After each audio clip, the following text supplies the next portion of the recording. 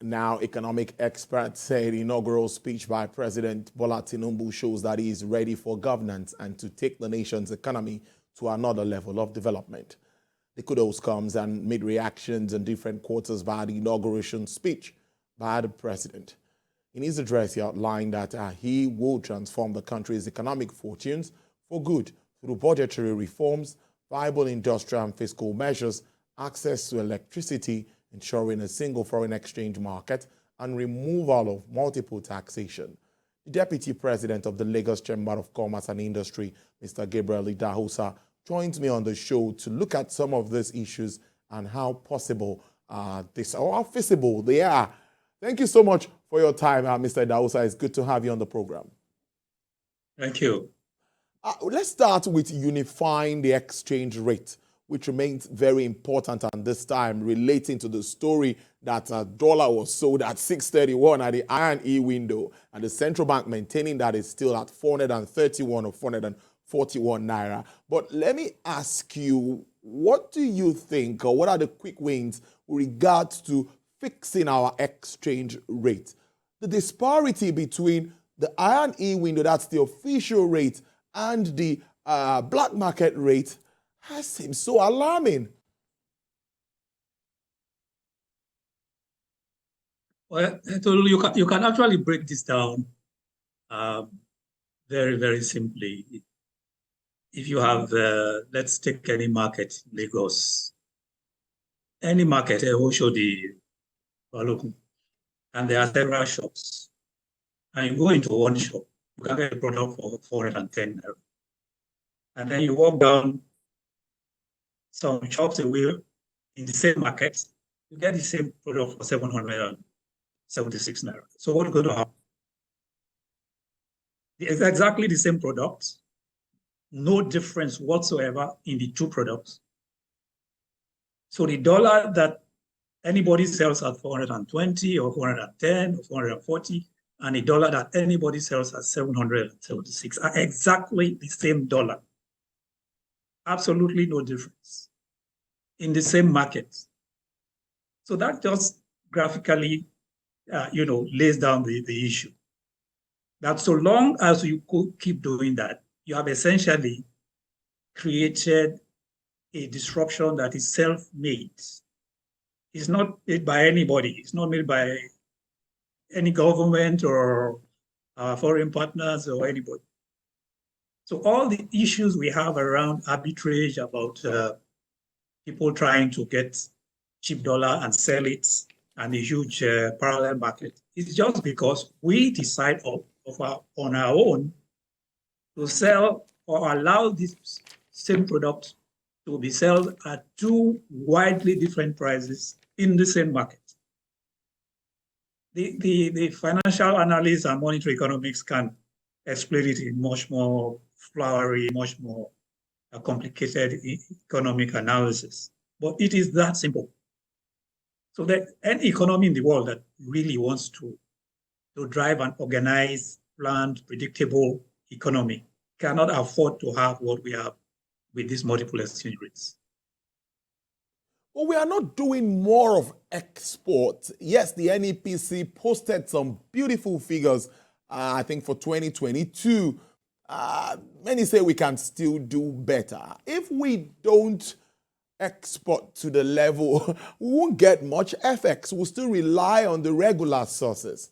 What are the options for government at this time? Well, I can't say often enough whenever these discussions come out that neither the Central Bank of Nigeria nor the Finance Ministry nor the presidency have factories to produce dollars.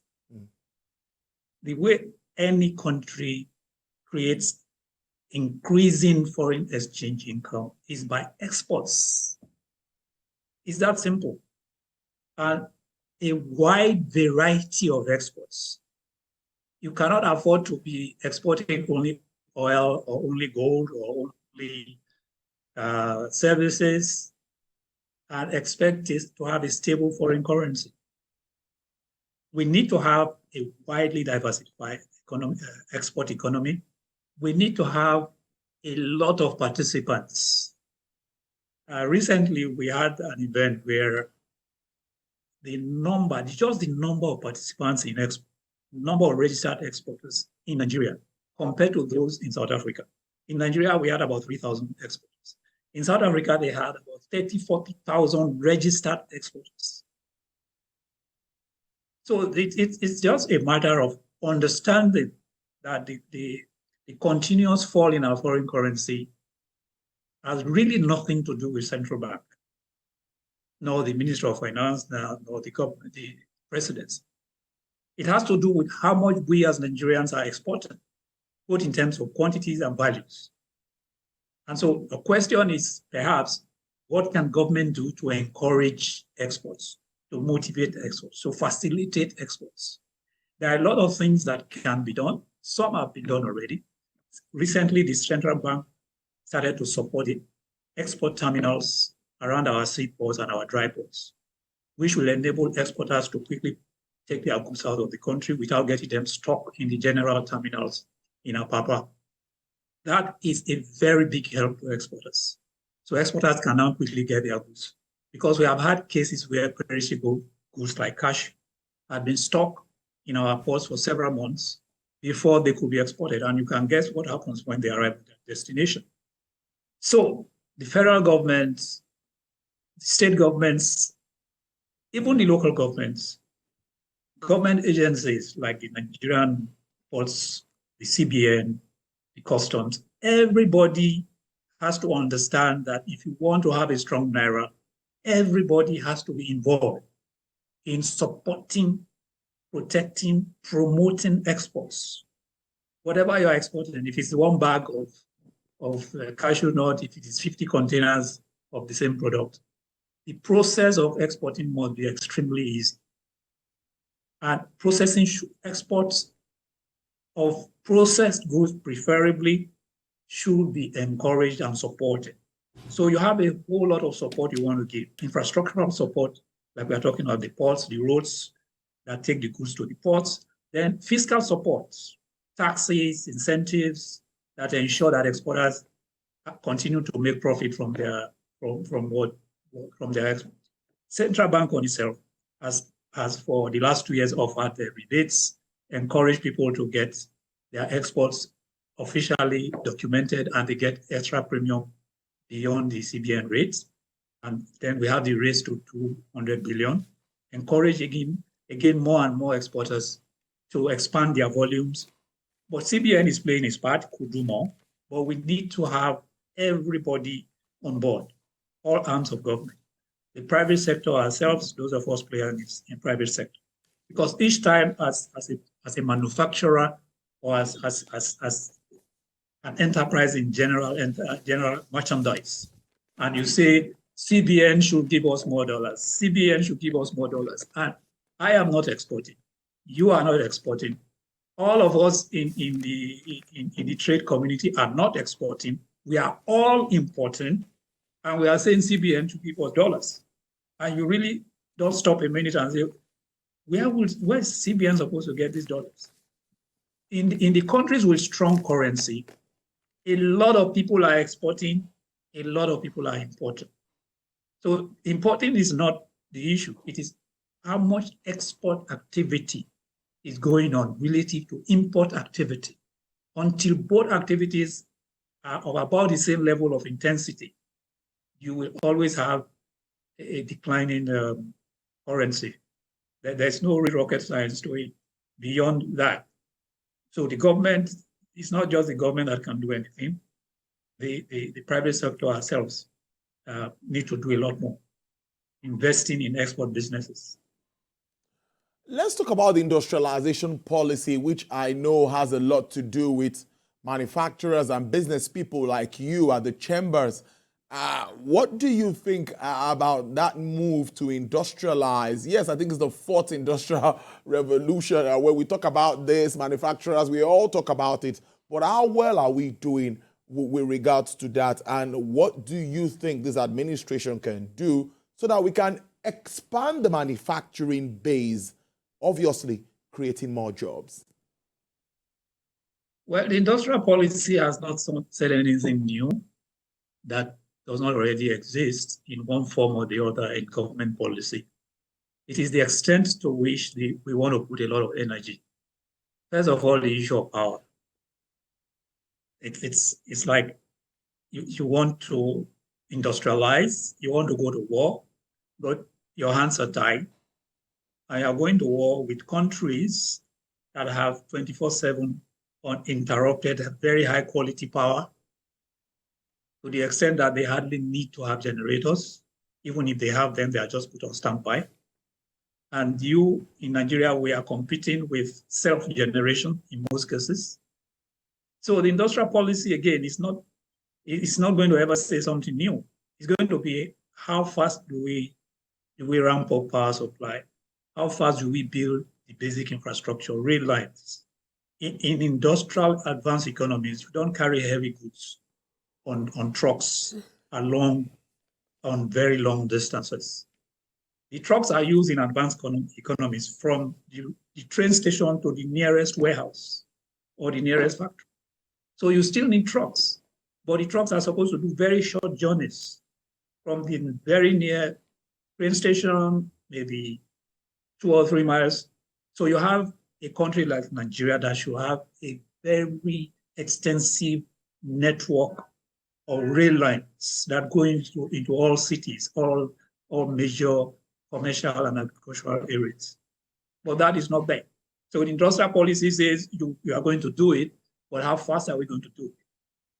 Now that there's a new government with a new philosophy, you can say that government can actually listen by fast-tracking investment in rail infrastructure.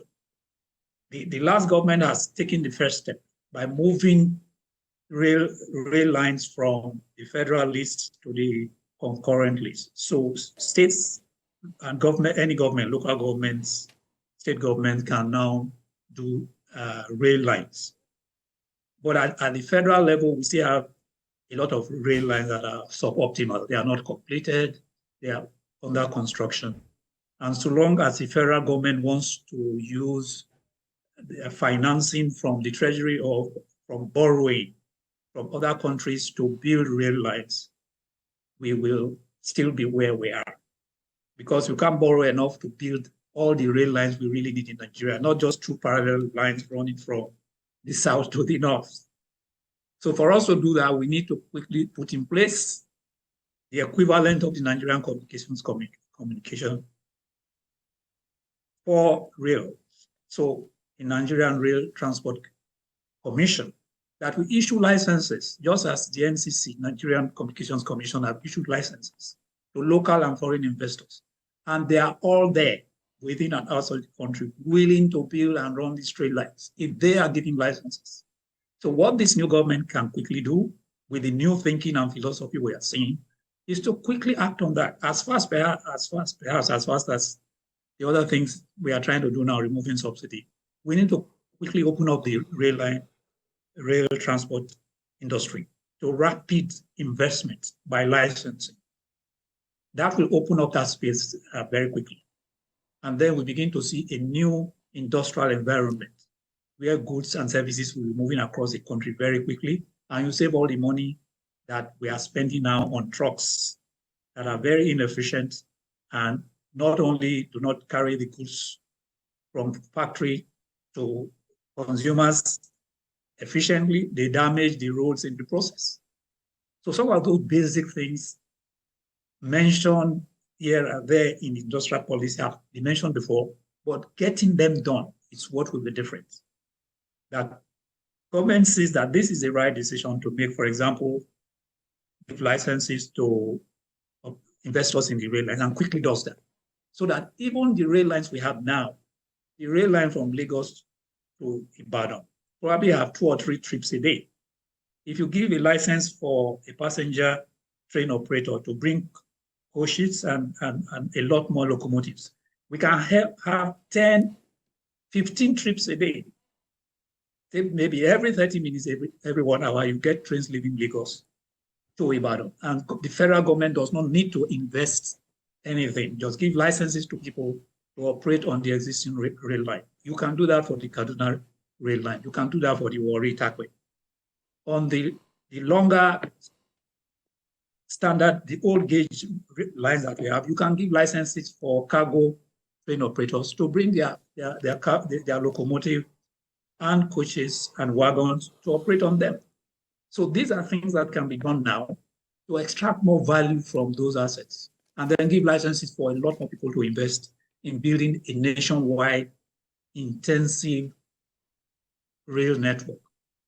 Those are the things that will transform the industrial landscape. That is our dream. But it's good to have a nice policy, but what to do with it is far more important. Let's wrap up on this note and touch on the markets. We see this improvement in the performance of the Nigerian exchange. I think a day after the inauguration, about 5.2% positive, very significant, and everyone has talked about this. Now, my question will really be, what do you think about foreign investors now? What will be their mindset about our market at this time? Even today, the market is not doing badly. Well, Tolu, it's not a coincidence that even before the president-elect was sworn in, a number of very well-known foreign figures have come in to see him. And immediately after the inauguration, if you are tracking events at the villa, some countries, some very powerful countries, have come to see him practically the day after the inauguration. That is a sign that, of course, all our friends and even non-friends who just care to learn anything about Nigeria, they have the profile of the new leader. They know what a new leader stands for in terms of being pro-business and how he has demonstrated that in the largest subnational Lagos state. And they know that clearly this government will be aggressively pro-business. So the Nigerian exchange is exactly putting that well-established sentiments and expectations into action. It is well-grounded. Improvements we see in the exchange now is a reflection of very reasonable expectation based on precedents of the current president. There will be significant changes going forward in the economy. So how fast those changes will be is what we don't know yet. And we quickly we hope that a lot more appointments be quickly made, and so the investment community can make a much more specific assessment of future prospects of the economy. I must thank you so much, Mr. Gabriel Dahosa, Deputy President, Lagos Chamber of Commerce and Industry. To have a great weekend. Thank you.